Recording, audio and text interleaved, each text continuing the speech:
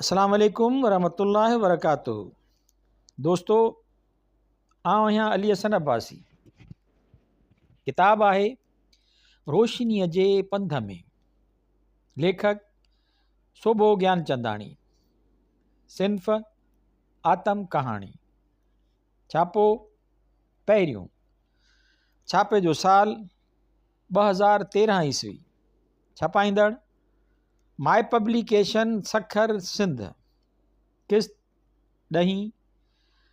12 जुलाई 1972 ईस्वीअ ते हिकु सियासी धुर तरफ़ां हिकु गाॾीअ में मुअन जो दड़ो स्टेशन खां वठी मदेजी स्टेशन ताईं फुरमार ऐं मुहाजरनि सां बदतमीज़ी जा वाक़िया थिया ऐं मुंहिंजे ख़िलाफ़ वारंट निकिता। लाड़काणे जी टाउन पुलिस स्टेशन तां कुझु सिपाही मुंहिंजे घर मूंखे गिरफ़्तार करण लाइ पहुता त घरां टेलीफोन थियो, पुलिस तव्हांखे गिरफ़्तार करण लाइ आई आहे। टेलीफोन अब्दुर्रज़ाक सूमरे खे ॾिनमि त हिकदमि मुंहिंजे घर वारनि खे चयाईं पेटी कपिड़नि लटनि ऐं ज़रूरी सामान जी ऑफिस में ॾियारे मोकिलियो। पोइ ड्राइवर खे सॾे उनखे हुकुम ॾिनाई सोबे खे शिकारपुर स्टेशन ते छॾे आ। मूंखे चयाईं मूंखे ख़बर आहे त बलोचिस्तान में तव्हांजे यारनि जी गवर्नमेंट आहे, वञी उते धणका थियो जेसीं ताईं मां भुट्टे साहब ऐं तव्हांजे विच में पैदा थियल ग़लतफ़हमी दूर करे सघां। मुंहिंजे ख़िलाफ़ उन कार्रवाईअ जो असुलु मुहरिक DSP पिञल हुयो, जेको ॾोकरी थाणे ते पुलिस में भर्ती थियण खां वठी उन वक़्त ताईं मूं बाबति ग़लति रिपोर्टूं कंदो रहियो हो। हुनजी मूंसां ज़ाती दुश्मनी कोन हुई, पर अकुल घटि हुअण सबबि हू मूंखे भुट्टे जो मुखालिफ़ सम्झणु लॻो हो। अब्दुर्रज़ाक सूमरे वधीक ड्रेग ख़तमु करण लाइ लाड़काणे जे टाउन थाणे ते टेलीफोन करे सूबेदार दाऊद पोटे खां पुछा कई, सोभे ख़िलाफ़ छो वारंट कढिया विया आहिनि? सूबेदार चयसि, जेकॾहिं सोभो तव्हांजो दोस्त आहे त असां जूं अखियूं उनखे न ॾिसनि। मां कोयटा पहुची सुबुह असां बलोचिस्तान जे सूबाई सेक्रेटरीट में वियुसि ऐं उतां जे तालीम जे वज़ीर जी पुछा कयमि। हू उन वक़्तु कंहिं मीटिंग में हुयो ऐं जंहिं वक़्तु फ़ारिग थी आयो त सिधो बाथरूम में वियो। बाद में मोटी अची भाकुर पाए मिलियो ऐं जल्दी में हाल अहवाल पुछियईं। मूंखेसि ॿुधायो मुंहिंजे पोयां पुलिस आहे, सो को बिलो करियो। हिन हिकदमि बल्दिया होटल में टेलीफोन करे हुकुम ॾिनो, हिकिड़ो कमिरो मुंहिंजे लाइ बुक कयो वञे। पोइ मूंखे चयाईं तव्हां पंहिंजो सामान सड़ो खणी बल्दिया होटल में वञी रहो, बाक़ी इंतज़ाम असां पाण ई कंदासूं। 2-4 ॾींहंनि खां पोइ नूरुद्दीन सरकी उते अची मिलियो ऐं वञी मीर गौस बख्श बिज़ंजे खे ॿुधायईं त मां बलोचिस्तान सरकार तरफ़ां बल्दिया होटल में रहियल आहियां। बिज़ंजे हिकदमि पंहिंजो सेक्रेटरी मोकिलियो जो मूंखे वठी वटसि वियो। बिज़ंजे खे ॿुधायमि भुट्टे साहब खे इलेक्शन कामयाबु थियण ते मुबारकबाद कोन मोकिली हुयमि, सो शायदि उन सबबु कावड़ियल आहे। चयईं कुझु ॾींहंनि में मां आइन कमेटीअ जो इजलास अटेंड करण लाइ वञिणो आहियां, सो कोशिशि कंदुसि त भुट्टे सां तुंहिंजे बारे में ॻाल्हाए तोखे उते घुराईंदुसि। कुझु ॾींहंनि बाद अब्दुर्रज़ाक सूमरो बि बल्दिया होटल में अची तरसियो त ॿिए ॾींहं ते सिंध पुलिस बि मूंखे गिरफ़्तार करण लाइ पहुती। उन्हनि खे नेरनि खाराइण जे बहाने कंहिं होटल ते वठी वियो ऐं पंहिंजे पुटु आसिफ़ सां नियापो मोकिलियाईं ग़ाइबु थी वञ। मां बल्दिया होटल में निकिरी गुल ख़ान नसीर जे घर वियुसि, जेको होटल जे वेझो हुयो। उते गुल ख़ान जो नंढो भाउ मिलियो, जंहिं घर वञी गुल ख़ान खे जाॻाए अहवालु ॾिनो। गुल ख़ान नियापो कयो त कोयटा जो पुलिस सुप्रिटेंडेंट राति विच में बदिली थी वियो हो, तंहिं करे तव्हां लाइ बहितर आहे त अताउल्ला मेंगल जे बंगले ते हलिया वञो। अताउल्ला मेंगल जे बंगले ते पहुतुसि त हिकु माण्हू जेको मूंखे चङीअ तरह सुञाणंदो हो, उहो गाॾीअ में वठी लठखाने पहुचाए आयो, जेको कामरेडनि जो अॾो हो। उते मां हफ़्तो खनि रहियुसि ऐं उन विच में बिज़ंजे पंहिंजे पुटु बज़न खे मोकिलियो त मूंखे ज़ियारत जो सैर कराए अचे। बज़न तमामु होशियारु संगती अॻे ई हो, सो मूंखे आमादा कयाईं त संदसि तरफ़ां शुरू कयल संगत रिसाले लाइ कुझु लिखां। उन रिसाले लाइ जेको मज़मून मां लिखियो यादि थो पवेमि त उन में मूं नेप ऐं पीपल्स पार्टीअ जे विच में ठाह जी सलाह ॾिनी हुई। जा ॻाल्हि अञा ताईं बलोचिस्तान नेप जे हमराहनि खे कोन पई आवड़ी। 2-4 ॾींहंनि बाद मुंहिंजी मुलाक़ात शेर मोहम्मद उर्फ़ शेरोफ मरी सां कराई वई, जंहिं 1958 ईस्वीअ खां वठी पाकिस्तान जे हुकूमतुनि सां पंहिंजे मुक़ाबले जो हाल अहवाल ॿुधायो ऐं उन खां पोइ ख़ैर बख़्श मरीअ सां मिलायाऊं। ख़ैर बख़्श मरी हमेशह वांगुरु मसाइबुनि या हमदर्दनि जे घेरे में वेठल हो। मूंखे उहा ख़बर हुई त हिन जे ससु बलोचिस्तान असेंबलीअ जी अहम मेंबर हुई ऐं हू 8 पुटनि जो पीउ हो। जॾहिं 1953 ईस्वीअ में शेरोफ मरी कराचीअ में ख़ैर बख़्श मरीअ सां जागीरदार होटल में मिलायो हो, तॾहिं ख़ैर बख़्श हिकु गभरू नौजवान हो जेको ताज़ो कंहिं मिलिट्री कॉलेज मां ट्रेनिंग वठी आयो हो ऐं अञा घणो सियासी तरह किड़ियल कोन पे ॾिठो। कोयटा में रहंदे फैज़ अहमद फैज़ बि आयो जेको उन वक़्तु भुट्टे तरफ़ां लोक विरसा एकेडमी ऑफ लेटर्स जो सरबराह हो। उते फैज़ जे मान में हिकु जलसो बि कोठायो वियो जिते मूंखे स्टेज ते विहारियो हुयो। ॿिए ॾींहं ते अताउल्ला मेंगल जे दरवाज़े ते लाड़काणे मां आयल पुलिस चकर पिया हयां। अताउल्ला खेनि अंदरि घुराए पुछियो, मूंखे गिरफ़्तार करणु आया आहियो छा? हिननि बाद बि वराणियो, न साईं, हिकु हमराह शोभो ज्ञानचंदाणी आहे जेको तव्हांजो दोस्त ऐं महिमान आहे, उन लाइ वॾे चकर में पइजी हिते पहुता आहियूं। अताउल्ला मेंगल चयनि, मां कंहिं शोभे खे सुञाणा ई कोन। पुलिस वारनि उन ॾींहंनि जी अख़बार कढी खेसि चयो, हीउ हमराह जेको तव्हांजे पासे में वेठल आहे सो ई शोभो आहे। अताउल्ला कावड़ में चयनि, वञी पंहिंजे बाबे खे ॿुधायो त बलोच पंहिंजी साम में आयल माण्हूअ खे कंहिं बि शख़्स हवाले न कंदा आहिनि। कुझु वक़्तु गुज़रियो त बिज़न जे अताउल्ला खे ॿुधायो भुट्टे सां मूं ॻाल्हायो आहे ऐं हुन सां मिलण जो चयो आहे, सो खेसि इस्लामाबाद मोकिले ॾियो। गौस बख्श बिसन जो तरफ़ां टेलीफोन ते अताउल्ला मेंगल खे चयो वियो त हू मूंखे पाण सां साण वठी अचे, पर एहतियात तौरु मेंगल मूंखे पाण सां न वठी वियो छो त संदसि चवाणी हवाई जहाज़ कोयटा मां उॾाम खां पोइ 5 कलाक लाहौर में लहंदो। अताउल्ला न पिए चाहियो त पंजाब जी इंटेलिजेंस वारा वठ पकड़ करे मूंखे गिरफ़्तार न करे वठनि। हिन मूंखे चयो त तव्हांजे लाइ 2 ॾींहंनि खां पोइ रिज़र्वेशन कराई अथमि, जंहिं लाइ मुंहिंजो सेक्रेटरी तव्हांखे इतला सां गॾु टिकेट बि ॾींदो। मां उन विच में बिज़न जे सां ॻाल्हि ॿोल्हि करे पंहिंजे सेक्रेटरीअ खे तव्हांजी रवानगीअ जूं हिदायतूं ॾींदुसि। 2 ॾींहंनि बाद मां हवाई जहाज़ में कोयटा खां रवानो थियुसि। उन हवाई जहाज़ में मीर मोहम्मद मुराद जमाली बि सवार हो जेको कुझु सालनि खां पोइ कंहिं क़बाइली झेड़े में क़तलु थी वियो। हू हिकु निहायत मिलनसार ऐं पढ़ियल ॻढ़ियल शख़्स हो ऐं जीअं त मुंहिंजो अॻे ई वाक़ुफ़ु हो, उन करे जहाज़ में हू सुरी पिरी अची मुंहिंजे भर में वेठो। चयाईं, मूंखे ख़बर आहे त तव्हां बिज़न जे सां मिलण लाइ इस्लामाबाद था वञो। लाहौर में हवाई जहाज़ जे तरसण दौरान मानी मूंसां गॾिजी खाओ ऐं मुंहिंजो तव्हां में थोरो कमु बि आहे। मानी खाइण दौरान खांसो न कम बाबति पुछ में चयाईं, खीरथर कैनाल ते मुंहिंजूं ऐं मुंहिंजे कबीले जूं गच ज़मीनूं आहिनि ऐं खीरथर कैनाल जो मंज़ूर थियल पाणी रसद लाइ 4,500 क्यूसेक आहे, जेको आबकराणी में वधी 6,500 क्यूसेक थियो वञे। उन वधियल पाणीअ जो हिसो असांखे बि मिलणु खपे। बिज़न जे साहिब खे उन ॻाल्हि खां आगाह करे त वधीक पाणीअ लाइ अर्ज़ु करणु था चाहियूं। हिन जी उहा ॻाल्हि माक़ूल लॻी ऐं वाइदो कयोमांसि त बिज़न जे खे अर्ज़ु कंदुसि ऐं चवंदोसांसि त तव्हांजी घुर वाजिबी आहे। जॾहिं इस्लामाबाद पहुतासीं त एयरपोर्ट तां हू पंहिंजी कार में मूंखे खणी पहिरियां पंहिंजी ओताक ते वठी हलियो ऐं उते चांहि पाणी पियारे बिज़न जे वटि वठी वियो। बिज़न जे खे मोहम्मद मुराद जमालीअ जी ॻाल्हि ॿुधायमि त पुछियाईं, आहे काथे? वराणियोमांसि, तव्हांजे दर जे ॿाहिरां बीठो आहे। चयाईं, भले सॾे वठोसि। मोहम्मद मुराद वेहण शर्ती पंहिंजो मसइलो पेश कयो। मूं बि संदसि साथ ॾिनो।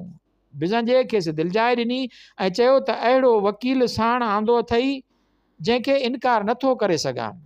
सोभो सिंधी हूंदे बि असां बलोचनि जो घणो घुरो आहे ऐं बहसत हिकु ॼाणूअ जे हिन जी सलाह 100% दुरुस्त आहे, जंहिं ते अमल ज़रूरु कबो। उन बाद मीर मोहम्मद मुराद जमाली रवानो थी वियो। मूं घड़ियाल ॾे ॾिठो त राति जा 8 थी रहिया हुआ। बिज़न जे हिकदमि टेलीफोन ते ज़ुल्फ़कार अली भुट्टे सां ॻाल्हायो ऐं चयो त अदा हू तव्हांजो लाड़काणे वारो हमराह अची वियो आहे। जंहिं ते भुट्टे वराणियुसि त 3 ॾींहंनि खां पोइ तव्हांखे हूअं बि मूंसां आइनी मामलात ते मुलाक़ात करणी आहे। उते तव्हांजे यार सां मिलण लाइ टाइम मुक़ररु कबो। तेसीं ताईं तव्हां भले पाण वटि आराम सां तरसायोसि, छो त हू सख़्तु ज़हनी कोफ़्त में हूंदो। मां साणसि तफ़सीली ॻाल्हि ॿोल्हि करणु थो चाहियां। बिज़न जे मूंखे पंहिंजे सेक्रेटरीअ सां गॾु रहायो जेको मथी मंज़िल ते हिकु रूम में रहंदो हो ऐं मुंहिंजो ई पुराणो कामरेड हो। 3 ॾींहं भुट्टे बिज़न जे खे मूंसां मुलाक़ात लाइ टाइम मुक़ररु कयो। जेको शायदि 23 जुलाई 1972 ईस्वी जो ॾींहुं हो। उन ॾींहं ते बिजंजीअ जी कार मूंखे खणी commander in chief J headquarter में पहुचायो, छो त ज़ुल्फ़कार अली भुट्टो उते ई पंहिंजी सेक्रेटरीट क़ाइमु कई हुई। भुट्टे साहब जे ऑफिस में पहुचण सां मूंखे हुन जी सेक्रेटरीअ खीकारियो ऐं ॿुधायो त भुट्टो साहब तव्हांखे अटकल 20 मिंटनि खां पोइ घुराईंदो। 20 मिंटनि बाद मूंखे जंहिं कमरे में सॾायो वियो उते मूंखे उहो ॾिसी हैरत लॻी त उन कमरे जो सॼो फर्श खड़बड़ लॻो पियो ऐं उहा खड़बड़ भुट्टे साहब जे कमरे अंदरि बि हुई। यादि आयुमि त हुन ऑफिस में 100 सालनि खां मिलिट्रीअ जे बूटनि हणी फर्श जो सत्यानाश करे छॾियो हो। भुट्टो साहब हिकु रिवालिंग चेयर ते वेठल नज़र आयो। अॻियां हिकु नंढी टेबल पई हुयसि जंहिंजे साम्हूं हिकु कुर्सी बिना ॿाहुनि वारी रखी वई हुई। उथंदे ई चयाईं, शोभा तूं वॾे अज़ाब में अची वियो आहीं। वराणे में हाओ अज़ाब त आहे। असांजी गुफ़्तगू अंग्रेज़ीअ में हली रही हुई। चयाईं, पिंजल चवे थो तूं मूंखे क़त्ल करणु थो चाहीं। वराणे में तव्हां मूंखे ज़ाती तरह सुञाणो। मां अव्हां लाइ नऊं कोन आहियां ऐं मुंहिंजा दोस्त तव्हांजा दोस्त आहिनि। तव्हां अहिड़ो प्रोग्राम ॾिनो आहे जंहिं लाइ मूंखे ख़ुशी आहे। पोइ पुछियाईं, पिंजल तुंहिंजे एतिरो ख़िलाफ़ु छो आहे? मूंखे ॿुधायो त हू अहमक माण्हू आहे ऐं हिन पंहिंजी नौकिरीअ जी शुरूआति ॾोकिरी थाणे खां ई कई ऐं मुंहिंजे बारे में ग़लति रिपोर्टूं मोकिलण सबबि मथां खेसि 2-3 दफ़ा दॿ बि पटी वई। उन करे हू मूंखे पंहिंजे मथे जो सूरु सम्झी नाराज़ रहंदो आयो आहे। भुट्टे हिकदमि चयो, मां ॻाल्हि सम्झी वियुसि। हाणे ॿुधायो त मां तव्हांजे लाइ छा करियां? मूं चयो त मुंहिंजे पोयां ऐं मुंहिंजे भाइरनि पोयां वारंट निकितल आहिनि ऐं पाड़े ओड़े जे दोस्तनि ख़िलाफ़ु पिणु वारंट आहिनि जे रद्द कया वञनि। चयाईं, उन्हनि जीए सिंध जे छोकिरनि खे छो नथो सम्झाईं त मां सख़्तु मुश्किलातुनि में कमु करे रहियो आहियां। पोइ सट ॾेई मेज़ जे खाने मां टेलीग्रामनि जो हिकिड़ो बंडल कढियाईं ऐं चयाईं त 12,000 टेलीग्राम आहिनि जेके टिका ख़ान मुंहिंजे आॾो उछलाए चयो आहे त पंजाबी सिंध में क़त्ल थी रहिया आहिनि ऐं ही पंजाब जे माण्हुनि पारां उमाणिया विया आहिनि। मूंखे ॿुधायो त मां जीए सिंध जे छोकिरनि ते तमामु घटि असरु थो रखां। उते हिकदमि मुंहिंजी ॻाल्हि कटे छॾियईं, मूंखे घणा साल बरक़रार रहण जी उमेद था रखो। मूं चयो, तव्हां 5 सालनि खां मथे हली न सघंदव। चयाईं, छो 5 साल? मूं वराणियो, तव्हां जनरल जे कुल्हनि ते सवार थी आया आहियो ऐं जीअं ई उन्हनि पंहिंजी इज़त क़ाइमु करण वारो कमु पूरो कयो त हू तव्हां मां जिंदु छॾाईंदा। हिन कुझु सोचे पोइ घंटी वॼाई, जंहिं ते संदसि मिलिट्री सेक्रेटरी जनरल इसहाक डोड़ंदो आयो। मां उन विच में उथी बीठो हुउसि। भुट्टो साहब जनरल इसहाक खां पुछो, इसहाक छा थो भाई? ही ख़तरनाक माण्हू आहे? जनरल इसहाक चयो, न साईं, ही इंतिहाई शरीफ़ माण्हू थो लॻे। पोइ भुट्टे साहब चयसि, हिन खे साण वठी वञ ऐं जेकी माण्हू हिन जे ख़ानदान जा आहिनि या जन लाइ हू चवे उन्हनि जा वारंट रद्द कया वञनि। वरी चयाईंसि, बीह। उहे वारंट या त लाड़काणे जे ज़िले अख़्तियारी वारनि जा हूंदा या जेकॾहिं सिंध जे होम सेक्रेटरी जा आहिनि त उन्हनि खे बि रद्द करण जा अहकाम जारी कया वञनि। हुन ते चयोमांसि, पीपल्स पार्टी जा छोकिरा जेलनि में सड़ी रहिया आहिनि, कुझु उन्हनि जो बि बिलो करियो। पुछाईं, केरु? मूंखेसि सतार भट्टी जो ॿुधायो, जेको वारिया जे सभु जेल में विधो वियो हो। चयाईं, उन जो बि मां बिलो कयां थो। पोइ जनरल इसहाक मूंखे पंहिंजे ऑफिस में वठी आयो ऐं पुछियाईं त तव्हांजी कहिड़नि अज़ीज़नि जे ख़िलाफ़ु वारंट आहिनि। मूं पंहिंजे ऐं पंहिंजे भाइरनि समेत ॿियनि माण्हुनि बाबति खेसि ॿुधायो। चयाईं, ॿियनि माण्हुनि जो ज़िक्र न कयो, सिर्फ़ु पंहिंजे ख़ानदान जे माण्हुनि जा नाला ॿुधायो। पोइ पंहिंजे अर्दली खे सॾु करे चयाईं, शोभो साहब जंहिं कार में आयो हो उहा ॿाहिरि किथे न किथे बीठी हूंदी, उनखे काराए अचु।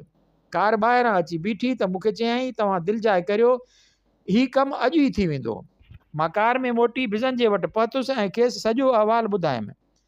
हिन पंहिंजे सेक्रेटरी BM कटीअ खे घुरायो ऐं चयाईंसि, शाम जो टेलीफोन करे लाड़काणे मां शोभे जे दोस्त अब्दुर्रज़ाक सुमरे खां पुछजांइ त छा थियो। शाम जो अब्दुर्रज़ाक सुमरे ख़ुदि ई मूंसां टेलीफोन ते ॻाल्हायो ऐं चयो, DM लाड़काणे मूंखे घुराए ॿुधायो आहे त तव्हांजा समूरा वारंट रद्द थी विया आहिनि। तव्हां जॾहिं चाहियो भली मोटी अचो। बिजन जे वटि वेठो हुयुसि त ख़ैर बख़्श मरी आयो ऐं मूंखे छिके हली मुफ़्ती महमूद वारे कमरे में विहारियाईं। विहंदे ई चयाईं, ही रूसी चीननि जो छाजो झगड़ो आहे? मूं वराणियो, मां न रूसी आहियां न चीनी आहियां, अलबत्ता अव्हां लाइ ॿुधो अथमि तव्हां प्रो पीकिंग थी विया आहियो। चयाईं रूसियुनि कहिड़ो किरदारु अदा कयो? मूं खेसि ॿुधायो त तव्हां जेकॾहिं रूसियुनि जे बारे में ॼाणणु चाहियो था त उतां जेकी भाॼोकड़ निकिता आहिनि उन्हनि जा किताब पढ़ो त तव्हांखे ख़बर पइजी वेंदी त रूस में छा थी रहियो आहे। पोइ मूं हुनखे उहा बि सलाह ॾिनी त चीननि जे बारे में ख़ासो मवादु ख़िलाफ़ु निकिरी रहियो आहे, उहो बि तव्हांजी ॼाण लाइ ज़रूरी आहे। उन ते चयाईं पढ़ंदुसि, ज़रूरु पढ़ंदुसि। शाम जो मूंखे बिज़नेस जो नेप जे मेंबरनि सां मिलण लाइ वठी हलियो ऐं जिते अब्दुल वली ख़ान ऐं ॿिया केतिरा दोस्त मिलिया। ॿिए ॾींहं ते क़ौमी असेंबलीअ जे कैफेटेरिया में मीर अली बख़्श टालपुर सां कचहरी कंदे पुछियोमांसि, छो भुट्टे साहिब तोखे पीपल्स पार्टीअ जो विप बणायो आहे? चयाईं भुट्टे साहिब खे ख़बर हुई त मां कटर बलोच क़ौम परस्त आहियां, उन करे हिन मूंखे आज़माइण पिए चाहियो। एतिरे में कसूर गर्देज़ी जेको असांजे नेब जी तनज़ीम सां वाॻियल हो, उहो कैफेटेरिया जे अंदरी कमरे मां निकिरी असां वटि आयो। चयाईं छो कामरेड, तुंहिंजा अहिड़ा बुरा हाल थिया आहिनि, सफ़ा ॾुतड़ियल पियो लॻी, तोखे आब हवा बदिलाइण जी ज़रूरत आहे। वधीक ॻाल्हियूं रस्ते में था कयूं। पोइ छिके पंहिंजी कार वटि वठी आयो। कंहिं हमराह खे सॾु करे चयाईं हाणे मुंहिंजे घर टेलीफोन करे छॾ त शाम जो मरीअ हलिबो ऐं हिकु महिमान बि मूंसां साण हूंदो। रस्ते में मूंखेसि सॼो अहवालु ॿुधायो त कहिड़ी तरह भुट्टे मूंखे सोढ़ो घुटियो ऐं उन सिलसिले में हफ़्ते खां बिज़न जे वटि टिकियल आहियां। हाणे भुट्टे सां ठाह थी वियो आहे, उन करे आज़ादीअ सां जंहिं तरह चाहियो वञी सघिबो। कसूर मूंखे बिज़न जे वटि वठी आयो ऐं उनखे चयाईं हफ़्ते लाइ मां सोबे खे मरी वठी थो वञा, हिनखे आराम जी ज़रूरत आहे। उन ॿिए पहरीअ जो असां मरीअ लाइ रवाना थियासीं। पहिरियों भेरो हो जो आउं मरी आयो हुउसि। मरीअ में पहुचण शर्त पंहिंजी भेण ऐं बेगम साहिबा खे कसूर पंहिंजी मरीअ वारी जाइ ते रवानो कयो ऐं मुंहिंजे लाइ चयाईं 3-4 ॾींहं मां सोबे सां गॾु होटल में रहंदुसि। होटल में पहुतासीं त मूंखे हिकु कमरे मां साम्हूं मियां इफ़्तिख़ारुद्दीन मरहूम जे वॾे पुटु आरिफ़ इफ़्तिख़ार जो कमिरो ॾेखारियईं ऐं चयाईं इफ़्तिख़ार जो हीउ पुटु नालाइक़ माण्हू साबित थियो आहे, सॼो ॾींहुं शराब में ग़रक़ लॻो पियो आहे, का ख़बर ई न अथसि त केॾी महिल उथे थो, केॾी महिल वेहे थो ऐं केॾी महिल पढ़े थो। मियां इफ़्तिख़ारुद्दीन जो उहो ई पुटु हो जंहिं लाइ मियां इफ़्तिख़ारुद्दीन मरण खां कुझु कलाक अॻु मूंखे घुराए चयो हो, कामरेड हीउ मुंहिंजो पुटु ब्रिटिश कम्यूनिस्ट पार्टीअ जो पुराणो मेंबर आहे, उमेद त तोसां वधीक बहितर नमूने में दोस्ती कंदो। मां पंहिंजे मसरूफ़ियतुनि सबबु सुठो कम्यूनिस्ट न थी सघियुसि, पर हीउ मुंहिंजो पुटु तुंहिंजो सिकूं लाहींदो। कसूर मूंखे पोइ आरिफ़ वटि वठी हलियो। ॾिठुमि त हिन जो सॼो कमिरो शराब जे बोतलुनि ऐं किताबनि सां बेतरतीब लॻियो पियो। मूं आरिफ़ खे चयो 2-3 ॾींहं मां हिते हेठि साम्हूं वारे कमरे में आहियां, पियो मिलणु थींदो। शाम जो देरि सां कसूर मूंखे पंहिंजे घर वठी हलियो ऐं हिकु कमरे में संदसि ज़ाल बिना परदे मूंसां कचहरी करणु शुरू कई। पासे में परदे पुठियां संदसि भाॼाई वेठल हुई। उथंदे ई कसूर जी भेण पुछियो भुट्टे सिंध में सिंधी उर्दूअ जो शोशो छो छॾियो आहे? साॻियो सवालु हिन पंहिंजे भाॼाईअ खे मुल्तानी ज़ुबान में ॿुधायो। मूंखेसि खिली वराणियो, तुंहिंजी मुल्तानी त बिल्कुलु असांजी सिंधी वांगुरु आहे। विच में कसूर चयो वाक़ई सिंधी मुल्तानी ऐं घरनि में ॻाल्हाई वेंदड़ पंजाबी में थोरो फ़र्क़ु आहे। मूं हिन जी भेण जे सवाल जो जवाबु ॾींदे चयो ॿोलीअ जो मसइलो ज़ुल्फ़कार न पर मुमताज़ भुट्टे जो थियलु आहे, जेको पंहिंजो असर रुसो क़ाइमु करणु थो चाहे। उहा ॻाल्हि अॼु बि केतिरनि खे यादि हूंदी त पोइ ज़ुल्फ़कार जल्द ई मुमताज़ खे रूम में सफ़ीर करे मोकिलियो। राति जो देरि ताईं कचहरी जारी रही ऐं मानी बि उते ई खाधीसूं। पोइ कसूर मूंसां गॾिजी होटल ते आयो ऐं तफ़सीली हाल अहिवाल ॿुधायईं त कीअं अयूब ख़ान खेसि पावर में अचणु शर्त ज़लील कयो। हू हुन वक़्तु मुल्तान चैम्बर ऑफ कॉमर्स जो सदर हो। वधीक ॿुधायईं केॾी बेदर्दीअ सां मुंहिंजे ऑफिस जी तलाशी वठी ज़रूरी कागज़ पट रस्तनि ते उछलाया विया ऐं हफ़्ते ताईं गऊं उहे किताब चरी रहियूं हुयूं। हिन वाक़े बाद मूं दिलि जो मर्ज़ु पिरायो। अयूब ख़ान अणसिधी तरह त सिर्फ़ु मियां इफ़्तिख़ार जो कातिल हो, पर घणनि ई ॿियनि रोशन ख़याल माण्हुनि जो बि कातिल हो। हिन जी दादागीरी सबबु ओभर ऐं ओलह पाकिस्तान में वॾे पैमाने ते फ़साद बि थिया, जंहिं जे नतीजे में आख़िर यहिया ख़ान मार्शल लॉ जी वाॻ संभाली ऐं मुल्क नेठि ॿटुकर थियो। हफ़्तो मरी में गुज़ारे वापसि कोयटा आयुसि ऐं कुझु ॾींहं उते रही पोइ ज़ियारत घुमणु वियुसि, जिते बंगले ते हिकु सिंधी चौकीदार ॿुधायो क़ाइदे आज़म हिते ई मरी वियो हो ऐं लाश कराची खणाए विया हुआ। पोइ हिन मोहम्मद अली जिनाह वारी आख़िरी ॾींहंनि जी रिहाइश वारो कमिरो बि ॾेखारियो। कोइटा मोटण ते बिज़न जे पुट बिज़न बिज़नजो सां कचहरियूं थियूं। चयाईं मां तव्हांजी राय सां शामिलु न आहियां त नेब खे पीपल्स पार्टीअ सां ठहणु घुरिजे। उन दौरान कोइटा में वॾी पैमाने ते झेड़ा झटा थिया ऐं एफसी वारनि शहर जा इंतिज़ाम पंहिंजे हथनि मां कढी नेब जे वॉलंटियरनि हवाले कया। ऐं हैरत जहिड़ी ॻाल्हि आहे त पोइ हिकु हफ़्ते अंदरि का बि बदनज़मी या ॾोह जो वाक़ियो न थियो, जंहिंमां ज़ाहिर आहे त नेब जी हुकूमत माण्हुनि में घणो मक़बूल हुई। ॾींहं ॿिनि बाद लाड़काणे मोटी आयुसि त सभिनी दोस्तनि जे मुंहं ते सराही ॾिठमि ऐं घर में वरी रौनक मोटी आई। बाद में मालूम थियो त केतिरा दोस्त ऐं अज़ीज़ पिंजल ख़ान जेलनि में वाड़िया हुआ ऐं उहे ॻच वक़्त खां पोइ आज़ादु कया विया। साल ॾेढ मुंहिंजे भुटे साहिब सां का बि मुलाक़ात कोन थी ऐं उन विच में हू जर्मनी मां बि थी आयो। पोइ हिकु भेरे ॿुधमि त भुटो साहिबु लाड़काणे पधारियो आहे। पोइ अब्दुल रज़ाक सुमिरे खां पुछियाईं छो शोभो कोन थो मिले। अब्दुल रज़ाक खेसि ॿुधायो हर दफ़े सिक्योरिटी पास लाइ सिफ़ारिश कंदो आहियां पर हर दफ़े उहा रद्द थी वेंदी आहे। चयाईंसि अॼु हुनखे पाण सां गॾु वठी अचिजांइ, कंहिं सिक्योरिटी पास जी ज़रूरत न आहे, मूंखे हुन सां मिलण जी सिक आहे। शाम जो अब्दुल रज़ाक सुमिरो मूंखे अलमुर्तज़ा ते वठी हलियो जिते काफ़ी माण्हू कुर्सियुनि ते इंतज़ार में वेठल हुआ। अब्दुल रज़ाक मूंखे भुटे अॻियां खड़ो करे पाण पोइ ते हटी वियो। भुटे कंहिंखे इशारो कयो त कुर्सी ख़ाली करे खिलंदे चयाईं लाड़काणे जो आब हवा कीअं आहे। मूं संदसि उहो माना खेसि जुमिलो सम्झियो ऐं जवाबु ॾिनमि कुझु ॾींहं अॻे ताईं हुई, हाणे फ़रत आहे। चयाईं मां तव्हां लाइ छा थो करे सघां। मूं चयो वॾी महिरबानी, अव्हां जेकी कयो सो ई गंज आहे। पोइ मां उतां उथी आयुसि त एसपी काज़ी मूंखे रस्ते में चयो असांखे ख़ुशी आहे त तव्हां ख़ैर सां मोटी आया आहियो। एतिरे में अब्दुल रज़ाक सुमिरो बि मिलियो ऐं मूं मोटी घर आयुसि। पोइ हिकु राति सुम्हण वक़्तु मालूम थियो त मुंहिंजी भेण परमेश्वरी ऐं संदसि कुटुंब लॾे नऊं देरो छॾे असांजे पोयां डॉक्टर उधम जे घर में अची रहिया आहिनि। ॿिए ॾींहुं मां हुन सां मिलण वियुसि त ॿुधायई पिंजल ख़ान घर में टेलीफोन करे चयो हो त राति विच में लॾो ॿिए घर मोरियनि जे हवाले करे निकिरी वञो न त सुबुह जो तव्हांजी बुरी हालत थींदी। तॾहिं असां एॾो तकड़ में भॼी हिते पहुता आहियूं। परमेश्वरीअ जा पुट ऐं घरवारो लाड़काणे अचण ते नुक़सान में न रहिया पर हमेशह लाइ ख़ुशहाल थी विया।